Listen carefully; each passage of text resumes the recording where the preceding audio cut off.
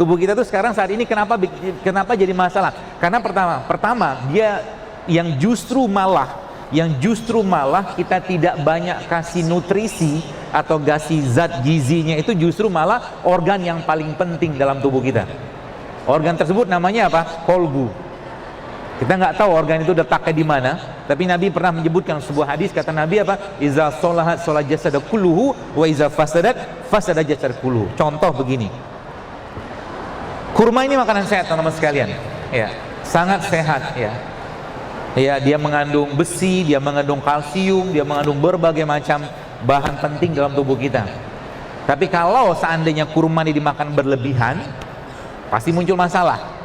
Seperti itu. Nah, pertanyaannya, bagaimana kurma ini bisa menjadi makanan buat raga kita? Ya gampang, tinggal ambil kurma makan selesai, rehat kita. Tapi pertanyaannya, bagaimana kurma ini bisa menjadi makanan buat kolbunya kita? Caranya adalah Anda makan 1, 2, 3 butir kurma, lalu kurma tadi Anda kasih ke orang lain. Paham ya? Anda kasih ke orang lain, maka dia akan menjadi makanan buat kolbunya kita. Berupa apa?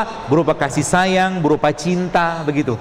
Ya, jadi waktu kita memberi sesuatu kepada orang lain dalam bentuk sedekah, sebenarnya kita bukan memberi fisik, tapi kita meluapkan perasaan atau mengalirkan atau menyalurkan perasaan kita kepada mereka.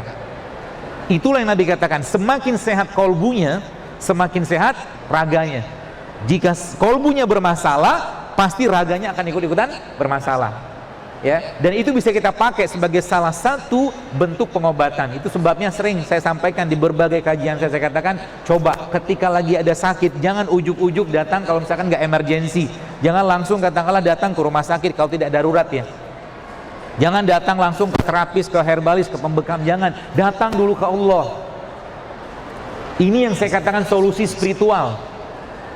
Solusi spiritual yang banyak umat Islam tidak pakai atau lupa bahwa Islam memberikan pedoman yang luar biasa. Ketika cinta itu disebarkan, ketika kasih sayang itu disampaikan kepada orang, diberikan kepada orang, maka Masya Allah efeknya luar biasa. Seperti itu ya, itu yang saya katakan solusi spiritual. Maka umat Islam kalau menggunakan solusi-solusi spiritual tadi, sebenarnya banyak penyakit bisa hilang ya. Apalagi sekarang, bapak sekalian, kita lihat penyakit degeneratif ya, penyakit degeneratif mulai dari stroke, kencing manis, darah tinggi. Solusi spiritualnya apa? Ada 3. Pertama, ada 3 U, bersihkan tubuhmu. Yang dibersihkan apa? Sebenarnya bukan raganya, kolbunya dulu dibersihin. Dengan cara apa? Bersedekah, berbagi, berbuat baik sebanyak-banyaknya, bersihkan.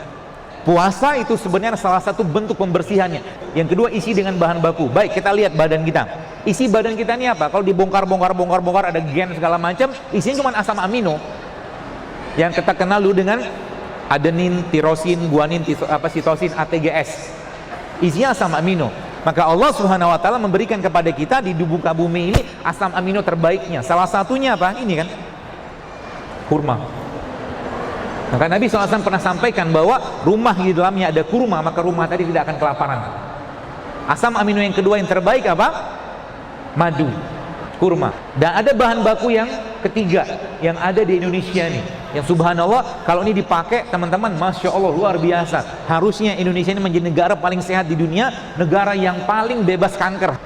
Kenapa? Kita sudah punya satu bahan baku yang luar biasa. Ada salah satu sumber asam amino yang luar biasa baik di Indonesia, yang Allah lindungi dia dengan sangat luar biasa. Ada serabutnya, ada cangkangnya, ada dagingnya, kita kenal sebagai air kelapa.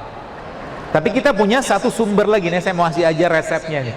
Ini teman-teman bisa pakai, terutama yang sudah banyak masalah di badannya. Jadi kan gini, kalau kita lihat darah itu kan di dalamnya mengalir, jadi pembuluh darah dalamnya kan mengalir tuh. Isinya apa? Beri dia pesan terbaik dari Allah melalui produk ciptaan Allah yang terbaik, salah satunya adalah habatus sauda. Ini nanti kunyit ya, kupas gitu kan. Lalu teman-teman blender, 1 ruas cukup atau 1,5 ruas, nanti Anda ambil mungkin 1 sendok makan atau 1/2 sendok makan habatus sauda bubuk, lalu blender mereka tadi dengan kurma. Dicoba, kapan waktu terbaiknya dimakan atau diminum? Malam, mau tidur. Kenapa? Lihat kata Allah dalam Al-Quran, malam itu adalah waktu terbaiknya untuk istirahat. Jadi itu ya, jadi teman-teman, yang pertama tadi bersihkan tubuhmu, kolbumu, fisiknya dengan puasa. Kalau umat Islam menggunakan apalagi puasa Daud, itu lebih dahsyat lagi. Kalau kita pakai pola itu, sebenarnya mana ada kanker bisa hidup pada lingkungan orang yang berpuasa? Gak bisa. Kanker itu muncul gara-gara apa? Ya faktor pendukungnya banyak, pencetusnya banyak. Ya salah satu pikiran. Ya, toksik yang paling buruk itu bukan toksik dari makanan, bukan toksik dari minuman, bukan toksik dari pestisida atau bahan kimia, tapi toksik dari pikiran. Paling buruk. Yang terakhir apa? Yang terakhir, pertahankan dengan produk ciptaan rohmu. Yang pertama, bersihkan tubuhmu dengan puasa. Ya, yang kedua dengan berbuat baik. Yang kedua apa? Isi dengan bahan baku. Bahan baku kita tadi apa? Asam amino. Ini sebenarnya kan kurma asam amino, madu asam amino. Yang ketiga, pertahankan dengan produk ciptaan rohmu.